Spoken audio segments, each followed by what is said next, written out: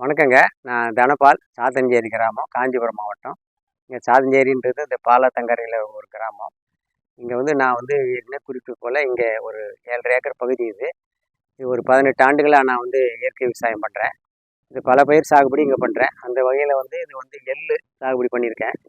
இது வந்து எள்ளு வந்து இந்த வேர்க்கடல மாரியே தான் இந்த மாரி இந்த மார்கழி, இந்த காஞ்சிபுரம் மாவட்டத்துக்கு இந்த அந்த கார்த்திகை, மார்கழி பட்டம். கார்த்திகையில் மழை அதிகமாக இருந்தால் மார்கழியில் நம்ம விதைப்போம்.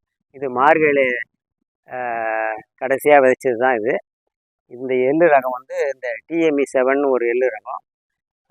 இது நல்ல நல்ல கிளச்சி நல்ல மகசூல் தரக்கூடிய எள்ளு ரகம். ஆண்டுக்கு ஒரு முறை நம்ம வீட்டு உபயோகத்துக்காக இந்த எள்ளு சாகுபடி பண்ணிப்போம். வீட்டு உபயோகம் மட்டும் இல்லை, இந்த பயிர் சுழற்சி முறையிலையும் இது நெல்லுக்கு அடுத்தது எள்ளுக்கு அடுத்தது வேறு மாற்று பயிர் அப்படி சாகுபடி ஆகிருக்குது.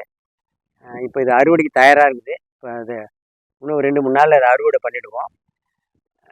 இது வந்து இப்போ அண்மையில் வெளியிட்ட ரகங்களில் ஒரு சிறந்த எள்ளு ரகம். இப்போ நம்ம வேளாண் துறை மூலிமா தான் இப்போ தொடர்ந்து நம்ம ஒரே விதையை நம்ம வீட்டு விதையே பயன்படுத்தக்கூடாது. மிளகாய் சொல்லும்போது வீட்டு விதையை தொடர்ந்து நம்ம பயன்படுத்துகிறதா நான் குறிப்பிட்டு சொன்னேன். மிளகாய் பயிரை பற்றி சொல்லும்போது இப்போ எள்ளு பயிர் கூட ஆகட்டும், நம்ம வீட்டு விதையை வச்சு ஒரு வருஷம் 2 வருஷம் அப்படி சாகுபடி பயன்படுத்திக்கலாம். இதே விதை வந்து வேறு இதே ரகமோ இல்லை இதே மாதிரி கிராமத்தில் சாகுபடி பண்ணுற ரகமோ வேறு மண்ணில் விளைஞ்சு போட்டோமா நமக்கு இந்த நோய் பூச்சி தாக்குதல் கம்மியாக இருந்து மகசூல் கூட வரும். அந்த வகையில் நான் இந்த முறை தொடர்ந்து வீட்டில் உபயோகப்படுற எள்ளு ரகத்தை இதே ரகமும் இருந்தது, வேறு பழைய ரகமும் இருந்தது. நம்ம வேளாண் துறை மூலிமா வாங்கி தான் இதை நான் சாகுபடி பண்ணியிருக்கேன். வேளாண் துறை மூலிமானா அவங்க என்னன்னா அந்த பிரீடட் சீடுன்னு உற்பத்தி பண்ணி கொடுப்பாங்க. அது வந்து நோய் எதிர்ப்பு சக்தி, பூச்சி எதிர்ப்பு சக்தியெல்லாம் கூடுதலாக இருக்கும். அந்த வகையில் அதை வேளாண் துறை மூலிமா வாங்கி சாகுபடி பண்ண எள்ளு வந்து விதையை வாங்கி வேளாண் துறையிலேருந்து பயன்படுத்த சொன்னேன். நமக்கு வந்து அந்த விதைக்கிற விதைப்பை பொறுத்து தான் நம்ம அதனுடைய மகசூலும் கிடைக்கும். பயிர் எண்ணிக்கை ரொம்ப முக்கியம். இந்த அரசு வந்து ஒரு ஏக்கருக்கு 2 கிலோ விதை வந்து பரிந்துரை பண்ணுது.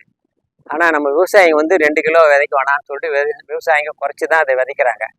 அது அரசு வந்து ஆராய்ச்சி மூலிமா அதை வந்து அந்த 2 கிலோன்னு முடிவெடுத்து சொல்கிறாங்க. இருந்தாலும் நடைமுறையில் விவசாயிகள் வந்து நம்மக்கிட்ட வேலை செய்கிறவங்க அவ்வளோ விதைக்க வேணாந்து கொஞ்சம் குறைச்சி தான் விதைச்சிருக்காங்க. இந்த ஏறக்குறைய இதனுடைய பயிர் எண்ணிக்கை இருக்குது.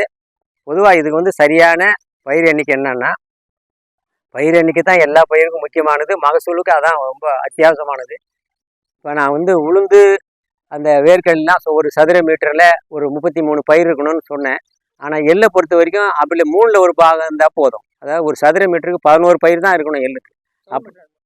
ஒரு சதுர மீட்டருன்னா நான் 1 மீட்டருக்கு 1 மீட்டரு நீள அகலம் தான் ஒரு சதுர மீட்டருன்றது. 1 மீட்டர் நீளம் 1 மீட்டர் அகலம் கொண்டது தான் ஒரு சதுர மீட்டரு. அது சதுர மீட்டரு நீங்கள் செவ்வகமாக எடுத்துக்கலாம், சதுரமாகவும் எடுத்துக்கலாம், வட்டமாக கூட எடுத்துக்கலாம், எப்படி வேணாலும் எடுத்துக்கலாம். அதனுடைய பரப்பு ஒரு சதுர மீட்டர் இருக்கணும், அவ்வளோதான். அந்த பரப்பளவில் ஒரு 11 பயிர் இருக்கணும். இதில் இந்த எள்ளில் வந்து முக்கியமாக வந்து அந்த கொண்டை பூச்சின்னு ஒன்று வரும். அது இப்போ தான் தலையை காட்டுது. அது இது இந்த சின்ன சின்ன இலை வர்றது இந்த கொண்டை வர்றது தான். அந்த மாதிரி சின்ன சின்ன இலை வர்றது தான். இது முறையாக வந்து நான் எல்லாம் இதுக்கு இந்த அந்த பூச்சி நோய் கட்டுப்பாடெலாம் பண்ணியிருக்கேன். எப்படின்னா இப்போது ஒரு வேப்ப எண்ணெய் ஸ்ப்ரே பண்ணியிருக்கேன். அது இல்லாமல் வந்து இந்த ட்ரைகோடர்மா விரிடி இதை மாதிரிலாம் வந்து அந்த வேரழுகல் நோய் வராமல் இருக்குது, அது ஸ்ப்ரே பண்ணியிருக்கேன். அந்த பஞ்சகவியா பண்ணியிருக்கேன், மீன் அமிலம் பண்ணியிருக்கேன். இப்படிலாம் வந்து இயற்கை இடுபொருளில் என்ன பண்ணமோ அது ஒரு 20 நாள் 15 நாள் கேப்பில் பண்ணியிருக்கேன். இதில் வந்து சில நம்ம என்ன தான் வந்து முழுமையாக ஒரு 100% நம்ம வந்து இந்த பூச்சி கட்டுப்பாடு நோய் கட்டுப்பாடுன்னு பண்ணால் கூட அதனுடைய தாக்கம் கொஞ்சம் குறைஞ்சபட்ச அளவு இருக்க தான் செய்யும். இதில் வந்து பெரிய அளவில் இல்லை. இது என்ன மகசூல் பெரிய அளவில் பாதிக்கலை. இப்போ அறுவடைக்கு வரப்போகுது. இதில் வந்து முக்கியமாக சொன்னது பயிர் எண்ணிக்கை. இது சில இடத்துல காலியாக கூட இருக்குது. இது வந்து ஏன் இங்கே பாருங்கள், நெருக்கமாகிற இடத்துலாம் குச்சி குச்சியாக இருக்குது பாருங்கள். இந்த ரகமே நல்லா களைச்சி ஒரு ஆலமரம் மாதிரி களைக்கும். அந்த ரகமே நிறைய கிளைகள் இருக்கணும், நிறைய கிளைகள் படர்ந்து இருந்ததுன்னா அந்த காய்கள் நிறைய வரும். இப்போ இது குச்சி குச்சியாக அது தேக்கு மரம் நிற்கிற மாதிரி நிற்கிது பாருங்கள். மகோகனி மரம் தேக்கு மரம்லாம் ஸ்ட்ரைட்டாக நிற்குமா, அது மாதிரி நிற்கிது பாருங்கள். அப்படி தான் நிற்கக்கூடாது. இதில் எங்கள் ஆளுங்களை விதையை குறைச்சி வச்சு கூட இது வந்து விதை அதிகமாக தான் தெரியுது.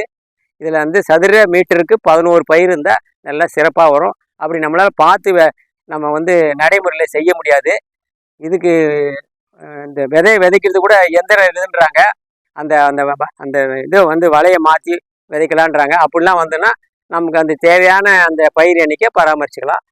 இருந்தாலும் இது வந்து பாரம்பரியமாக நம்ம வந்து சாகுபடி பண்ணுற மாதிரி கையால் வச்சு சாகுபடி பண்ணது இது ஒன்றும் மகசூலுக்கு வந்து குறைபாடு இல்லாத வரும் என்று என் நம்பிக்கை இருக்குதுங்க. இப்போ வேளாண் துறை மூலியமாக தான் அந்த விதை வாங்கினேன்.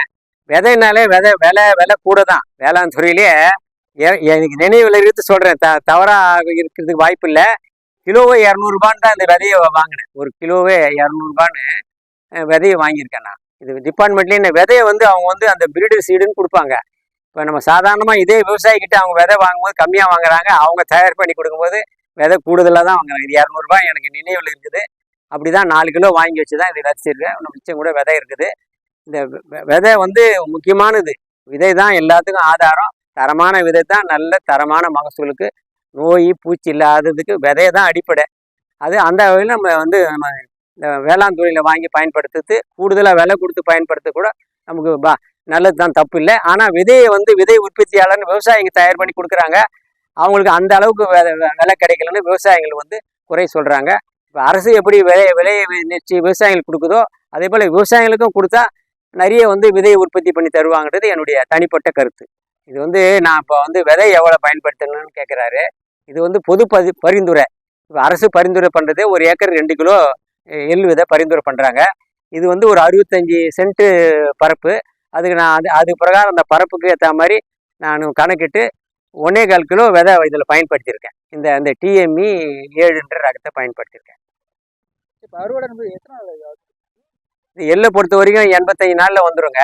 இது நான் மண் வளத்துக்கு ஏற்ற மாதிரி, நம்ம வந்து பராமரிப்புக்கு ஏற்ற மாதிரி, நம்ம உர பயன்பாட்டுக்கு ஏற்ற மாதிரி அது நாள் வந்து ஒரு 10 நாள் முன்ன பின்ன வேறுபடுங்க. நல்ல நான் சத்து கம்மியாகிற கழனி சீக்கிரம் வந்து அறுவடைக்கு வந்துடும். கூடுதலாக சத்து இயற்கையாக இருக்கிற பூமி வந்து நல்ல இயற்கையாகவே கூடுதல் சத்து உள்ள மண்ணாக இருந்தால் கொஞ்சம் நாள் கூட தான் எடுத்துக்குது. அது என்னுடைய அனுபவத்தில் நான் கண்டது. இது வந்து 85 நாள் அறுவடைக்கு வந்துடுங்க. எனக்கு வந்து விதைச்ச நாள் நினைவு இல்லை. ஆனால் இது வந்து அறுவடை இன்னும் மறுநாளில் 2 நாள் அறுவடை பண்ணக்கூடிய ஸ்டேஜ் இது. இது அறுவடை எப்படி தெரியுங்க அறுவடை பண்ணலாம்? இது வந்து அறுவடை பண்ணலான்னா இது பாருங்க, இப்போ இந்த இலையே வந்து மஞ்சள் இலையாக மாறிடுது பாருங்க. இதுதான் நமக்கு அதனுடைய அறிகுறி. இந்த மாதிரி இலையெல்லாம் மஞ்சளாக மாறுறது தான் அறிகுறி. இது லேட்டாக முளைச்சி ஏதோ ஒரு செடி இருக்குது. இது பச்சை பசேல்னு இருக்குது பாருங்க. இது வந்து நல்ல முதிர்ச்சி அடையாது இருக்குது.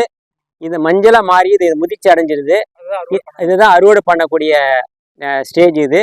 இதில் நம்ம ஒரு காயை கூட பறித்து பார்க்கலாம்.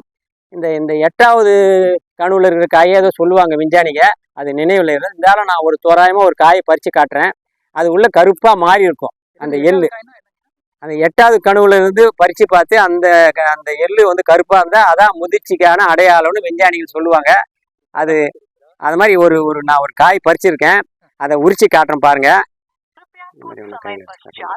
இந்த மாதிரி கருப்பு நிறம் வந்துட்டா, இந்த மாதிரி வந்து ஒரு காயை பறித்து இந்த மாதிரி பொழந்து பார்த்தோமா, இந்த மாதிரி கருப்பு நிறம் எள்ளு வந்துட்டா அது வந்து முற்றிலும் முதிர்ச்சி அடைஞ்சிச்சு நம்ம தெரிஞ்சுக்கலாம். இதே போல் ஒரே சீராக எல்லாமே இப்படி முதிர்ச்சி அடையாது. இப்படி மேக்சிமம் அதிகபட்சம் இந்த மாதிரி முதிர்ச்சி அடைஞ்சு இந்த மாதிரி கருப்பாக வரும்.